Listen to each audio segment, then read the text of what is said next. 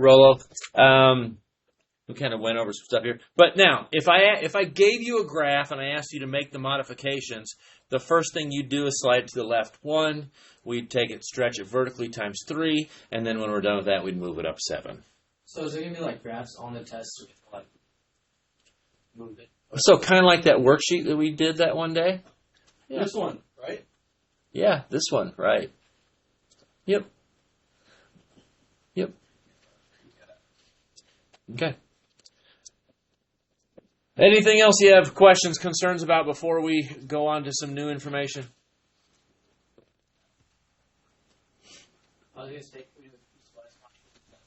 No, I would do a piecewise function. I'm fine with that. Okay. Because you have to graph it, right? Yeah, graph it and be able to evaluate it. Okay, so here we go. F of x equals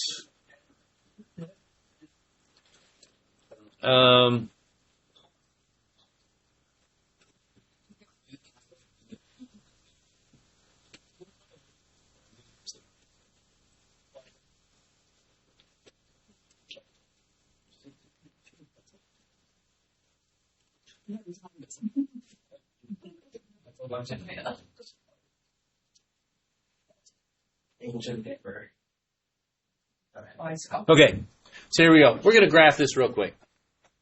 Okay? And yes, first thing, before we even graph it, let's do this. What's f of negative 5? What's f of 1? What's f of negative 1? And what's f of 2?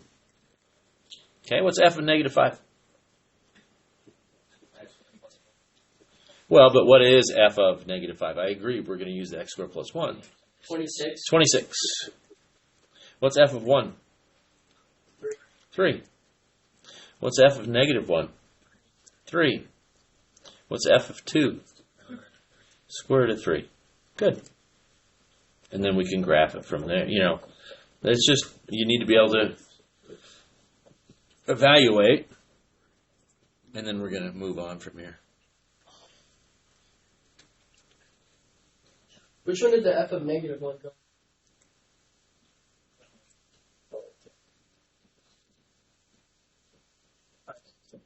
It's not with your noises. Yes, very be quiet. It's nervous energy. Yep. So here we go. On this one, if I'm going to go negative 2, I'm just going to kind of sprint through this real quick to know where this stops. I'm going to plug in negative 2. I get 5.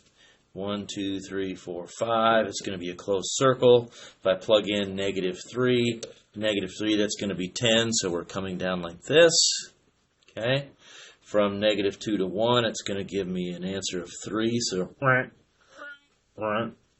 okay. And then from here, x squared plus 1. If I plug in 1, I get square root of 2, which is about right here. And if I plug in, I'm going to try and find something that it gives me something I can plug in. So if I plug in 3, I get 2. And this one, we know what a square root's going to look like, so it's going to look like that from there. Everybody say thank you, Colby. Thank you, Colby.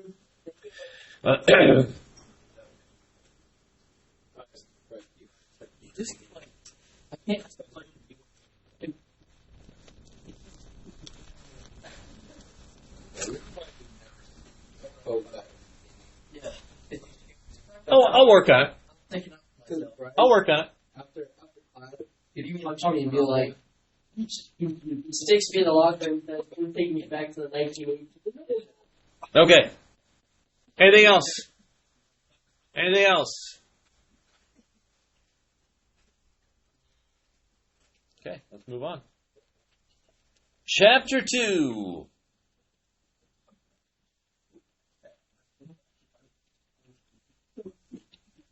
What? What? Okay, I just thought of it. Okay.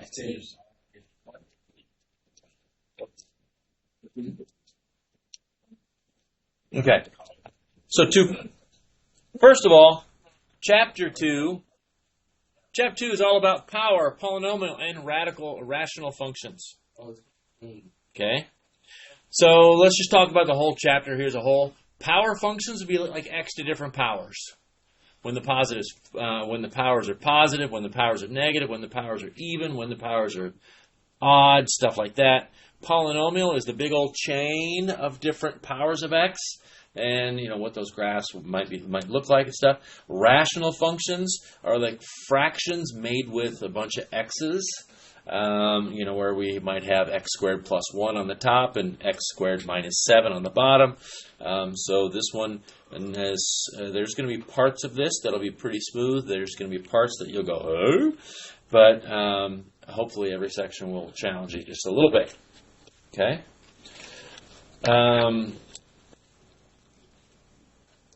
Some of this we're just going to go ahead and go through real quick because you guys, first thing I need to acknowledge that you guys are smart kids. I keep being told that. No, I'm just joking. You guys are doing pretty well. I'll tell you, it's really fun teaching smart kids. It really is. So here's the deal. We're just looking at a times x. Okay, you can't even see that. You know what? I'm going to zoom in. A times x to the n.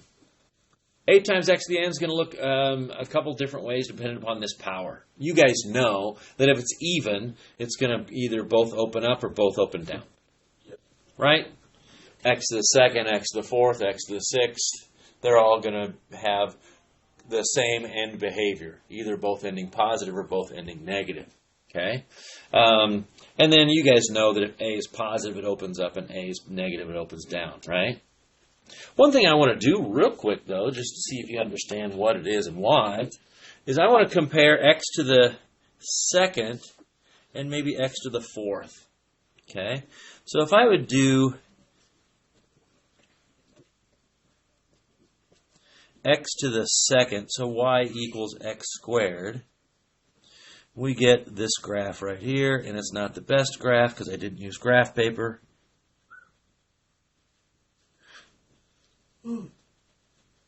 Okay. But now let's go a different color. Let's go orange. What if I went x to the fourth? How is that going to be different? It's still going to end the same, right? It's still going to go through 0, 0, but it's got to be different somehow. It's going to be humongous. It's still going to go through that point right there, right? Because 1 to the fourth is still 1. Negative 1 to the fourth is still 1. 2 is going to be a lot freaky higher. Okay? So hopefully we would agree it's going to be steeper through here, right? But what's it going to do between, like, say, 0 and 1? How's it going to compare? The same? So it's going to follow this? Yeah. I would argue it's going to go like this.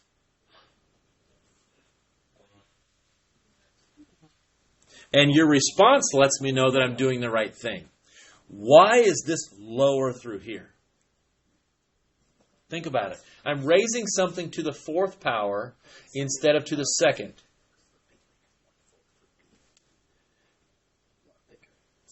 Yeah, so if I take something less than 1, if I take 1/4 and square it, I get 1/16. But if I take 1/4 to the fourth, I get 1 over 256. Okay? So what happens is, when I'm multiplying something that's less than 1 times itself more, it gets smaller than it used to be because I'm multiplying by something less than 1 over and over and over again. Make sense? So they're basically, the end behavior is the same. There might be some points the same. But they're going to come down and they're going to go a little bit flatter. Okay? And the higher the power is, the flatter it's going to be. Okay? So if I did 1/2, well, on the graph of x to the second, it'd be 1/2, 1/4. But if I did the graph of x to the fourth, it'd be 1/2, what? 1/16. So even though my x value is the same, my y value is much smaller. So the fact is that, you got to keep in mind that when I'm multiplying something less than 1 times itself, many times it gets smaller. When I'm multiplying by something greater than 1 times itself, many times it gets much bigger. So that is a subtle difference between x to the second and x to the fourth and x to the sixth and x to the eighth. Okay? You guys know that, if n is odd, you guys know this. I'm not going to sit here and preach all this stuff because you guys know this. Okay? Personally, I call the functions up top, because I like to have a little fun here and there. I call the functions up top touchdown problems. Touchdown! Okay? And then the bottom ones, that's a great question. What about the bottom? Oh, going down. So I can say touchdown down. But what about the split ones? I call those a disco problem. Like that. Yeah, exactly. Like Fortnite? Yeah. What? They disco on Fortnite? Really? I had no idea. Okay. So I call those disco problems. And now, so another thing to think about is if this is your leading term in a polynomial, then it's going to look the same. I don't care like if this is x to the fourth and then it has a bunch of x to the third, x to the second, x garbage after it. This is still going to, my end behavior is still going to be the same. And you know that. We'll talk about that later on. Okay? So this one, if it's subtle, but if you take a look at these graphs right here, you'll see that this is x to the fourth. 1/2 x to the fourth. You can just make a table, but you see it kind of comes flat for a little bit down here. I'm not going to ask you to graph a lot of these by hand because our numbers are going to get so small and so big that it's just kind of cumbersome, but I want you to understand the theory as to what's going on. And B, yeah, that's kind of a modification of our x to the third graph. There's a negative out front, so it's going to go ahead and flip it vertically over the x-axis. But then notice it's pretty darn flat for a while, and I'd like you to understand why. Because in that point in time, it's less than 1. Okay? Okay. So now we've got some other things to take a look at. Negative exponents. So what if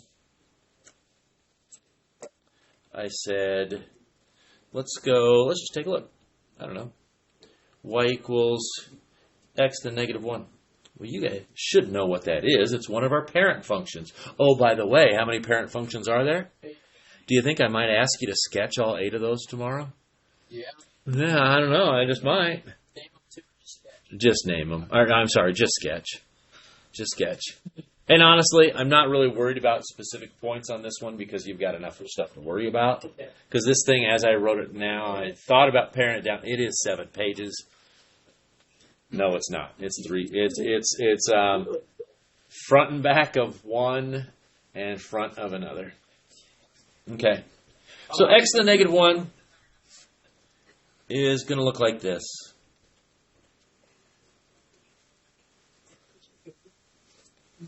Okay. We know that. But what if I did y equals x to the negative 2?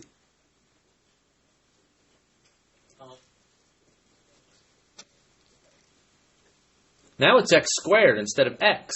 So what are you not going to have as far as results go? That was close, wasn't it? Yeah, over here I had negatives, but this one I'm not going to have negatives anymore. So it's actually going to look something like this.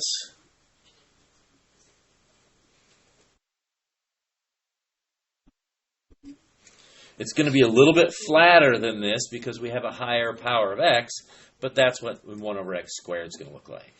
So how come you would have, so like on the first one you have, there's just 2 different problems? No, this is actually, that's a great question. This is exactly the stuff you guys need to be asking because we're looking for true conceptual understanding. This is actually the graph of that one equation. Because when x is 1, I get 1. When x is 2, I get a half. When x is 3, I get a third. When x is negative 1, I get negative 1. When x is negative 2, I get negative 1/2. X is negative 3, I get negative 1/3. So all those values just come from sweeping, plugging in x, plugging in x, plugging in x, plugging in x, plugging in x. And this one is the same. It's just that I'm going to get positive x's here and positive x's here. And granted, hopefully do you understand why it's a little bit lower than this? Same thing we just talked about with my x to the 4th. because I'm multiplying by a negative 1, or multiplying by something less than 1. So 1 over x to the third would look like this, but come down steeper. So that's what I'm saying, is we can just apply a little bit of theory and we know kind of what a lot of these graphs look like. 1 over x to the fourth is going to be like this, but just come down closer. That kind of makes sense? For the same reasons, because whenever I multiply something less than 1 times itself several times, it gets smaller and smaller and smaller and smaller. Okay? When things get a little bit funky, is when we're doing stuff like this.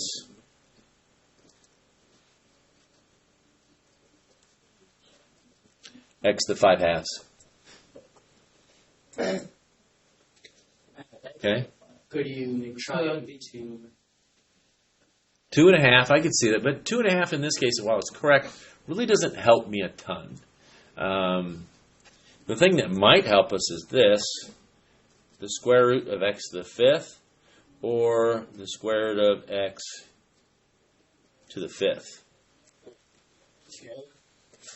Let's just plot some points. 0, 0, right? 1, 1, right? So it's going to be, like, say, for example, let's go like this. 2, 3, 4. If I would do y equals square root of x, it'd be something like this, right? Would you agree with that? Okay.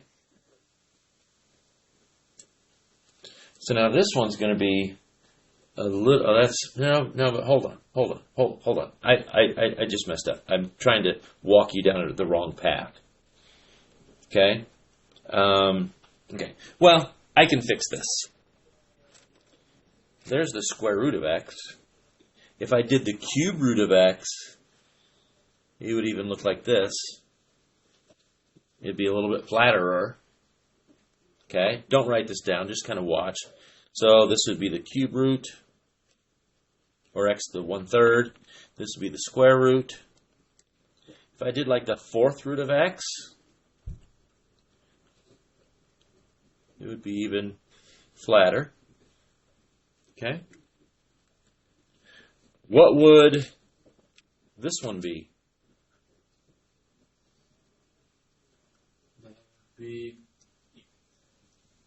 Just a straight line through 0, 0, 1, 1. What's the equation? Y equals x. Good job, Blake. Okay? So then I could even go, okay, let's go in red. Let's go x squared. X squared is going to look like this, right? So then how would x to the 5 halves look in comparison to all those other things? In the middle. The red one is the... No, not between the red, because this is x squared. So it would be between the orange one and blue? Now let's think about this is x to the first. It'd actually be even a little bit steeper than the red one. Okay? Oh, because like x to the power 2, it's less than 2, so it has to be linear. Like, okay. So now we're starting to get some theory here. So it would actually look a little bit steeper than that. Okay? But question, would I have it on the other side or not? No. Just a stab in the dark from Hunter, or do you have a good reason?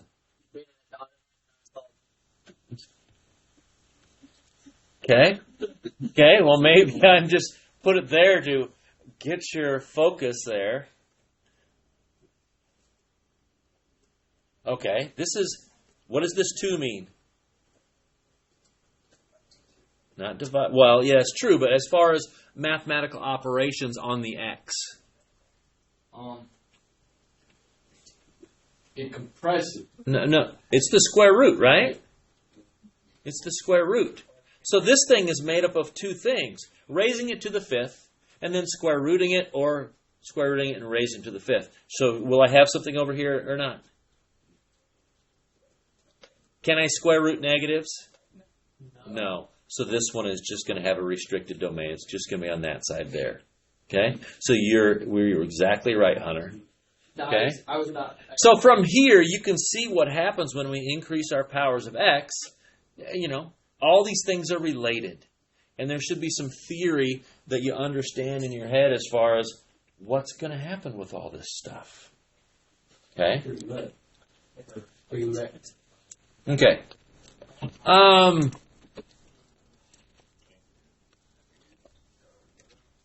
I got to close all my pens here. I'm starting to get goofy. Okay. Let me ask you about this. What if I gave you a table of values like this, and I said, let's find a power function for that. Okay? If we go ahead and look at how this curves, and it curves down, I can see my power is probably going to be less than 1. Would you guys agree with that? On what we just looked at? Power being 1 looks like it's just, if my scale is, my scale's a little bit off, so maybe it's not quite right. But anyway, if my scale was a 1-to-1 scale, my power might be less than 1. But anyway, I could see that if I was going to model this, it's going to be a power function of some sort. Okay? Because if I do this, just by changing the power alone, it's going to model different behavior better. Would you guys agree with that? Just by manipulating just my power, that is going to control the curvature and rate of change of my graph. Okay? But could you put that in your graphing calculator? Yeah. And could you find the... have we done that yet? I forget. No. Is that when it's like different? No. You've never done that before? I feel like we did it last time. Nobody else thinks. Okay. Okay. Let's be nice to each other. Here we go. Take out your graphing calculator. We're going to do number 4 down here. Uh-oh. Maybe I shouldn't have done this one. Wink, wink.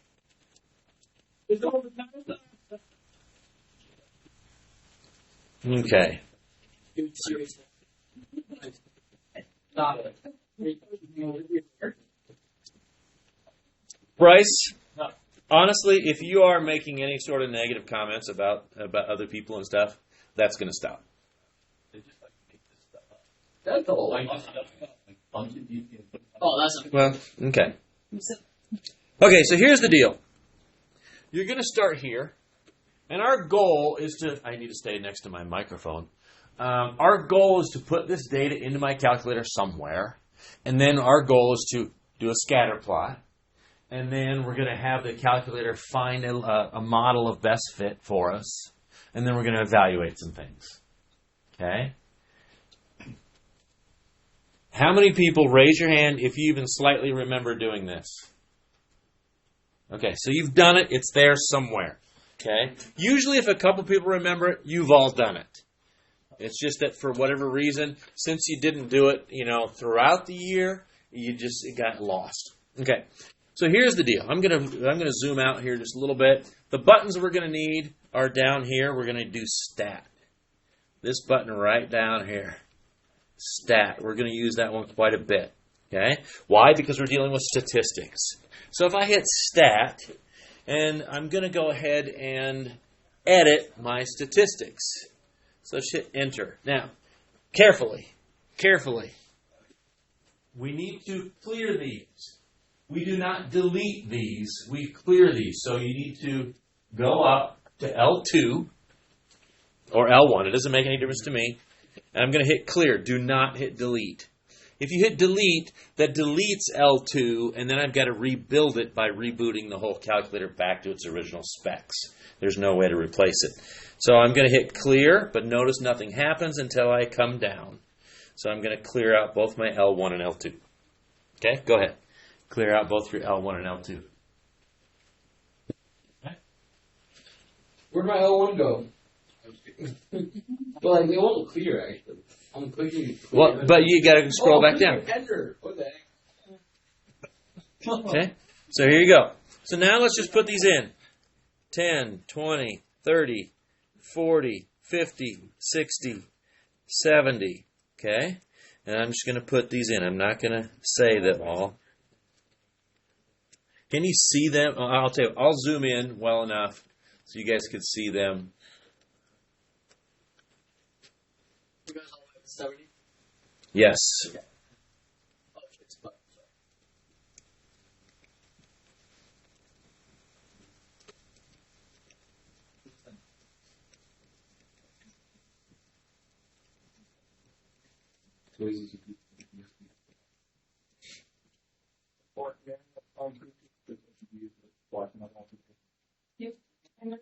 You can follow station you go.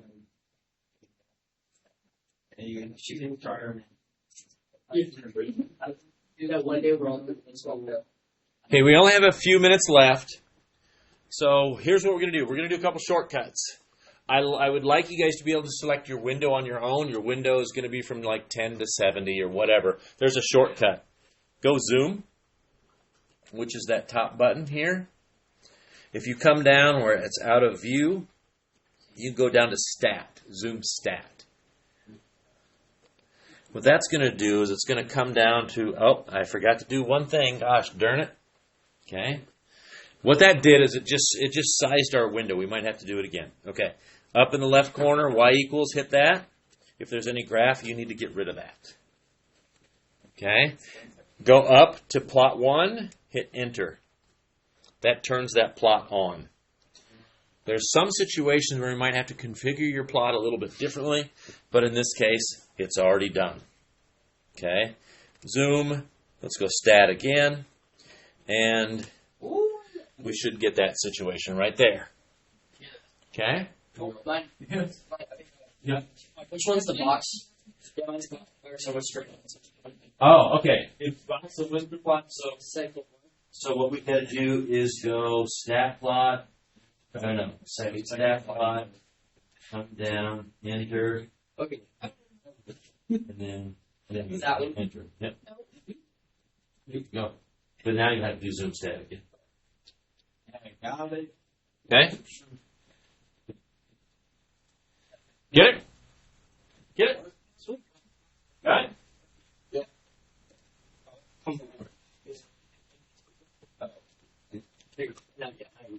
Okay. So now what we're going to do is we're going to do a regression. So we are still in stat. So we want to stat.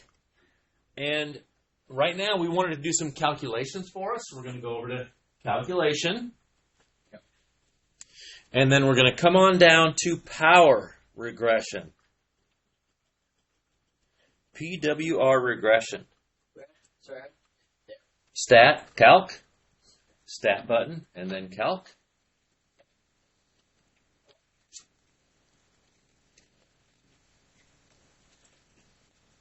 These things are amazing. These things are unbelievably amazing.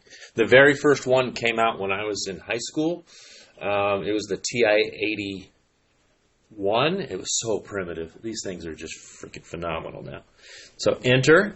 So now what that does is it brings a command down to your main screen. It's actually waiting right now for us to tell it where my X's and where my Y's are. But our X's are in L1 and my Y's are in L2, and that's the default. So if we just hit enter now, it will go ahead and find that power regression. What? So if we want to, it will, we could write this down. It's going to be 0.042 is my A.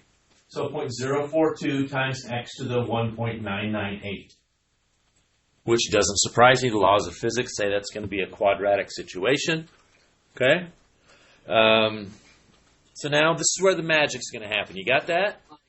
Something similar? Okay. So go to y equals. Go to y equals. What I want to do is I want to paste that. Oh, you didn't sit down. Stat. Cal. You got to go down and pick the right one. Oh, no. Oh, I did that. You Yours is just more.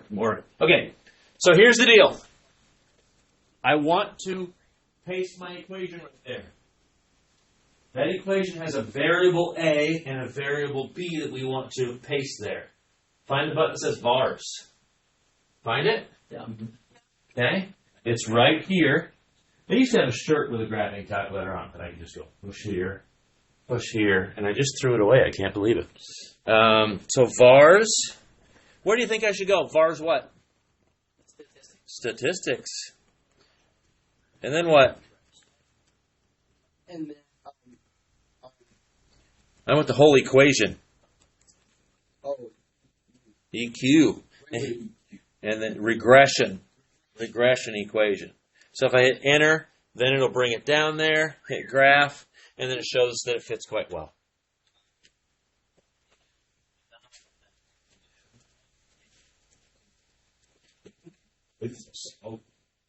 From there, we'll be able to do some other things. But for right now, we are about out of time. So here's what I'm going to do. Actually, what I'm going to give you is going to be due on for Thursday. It's due on Thursday. Okay? For Thursday.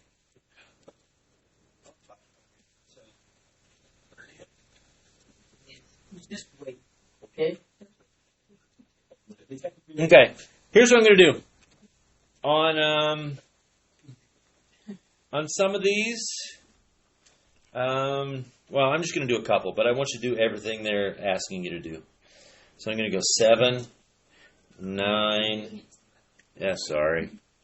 7, 9,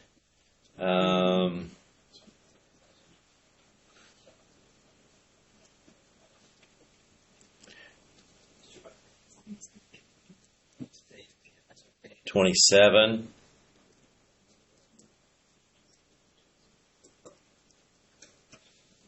31, 33, and oh, what the heck, we'll throw one more at you. 35.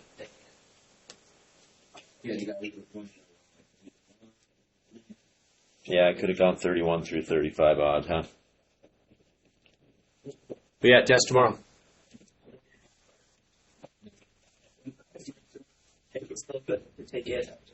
Yeah. It's all copied, all ready to go. Another thing. Since this is not a college credit class, I will put up a review in the morning. It'll be like 5 problems. I'll have 5 problems, 5 answers. And if you want to come in and do something you can do by yourself, you don't need my guidance. It's not going to be like me reviewing. It's just something to get your brain warm. So if you're going to swing in tomorrow morning, I will have like 4 or 5 problems and 4 or 5 answers. I will start. I think can I use that to take it? Yeah. 7, huh? Okay. That'd be great. Enjoy. Because They're saying the same one. That's the thing is this. Good time to park. I won't be done. I do. I'll see. They're in fact. I don't have to worry. Empty flesh. All in this study with my wife for like 10 minutes later. Study for the time. Something. My films are super. figure it out. But then I've been told I look like my dad, and I don't want to make it even more so. I'll tell you, my wife would kill me for her hair. Seriously, she. Yeah, just give it up. She'll take my form. Hey, and tell your dad I said hello.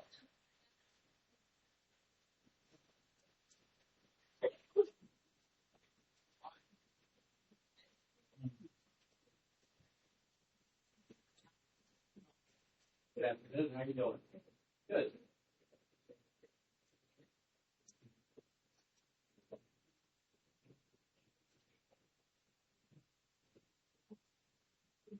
Yeah, good. Good.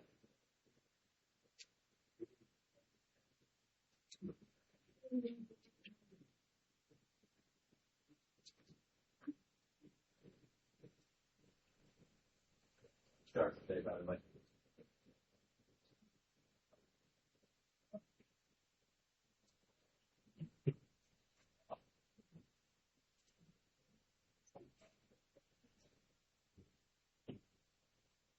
I gotta stop recording.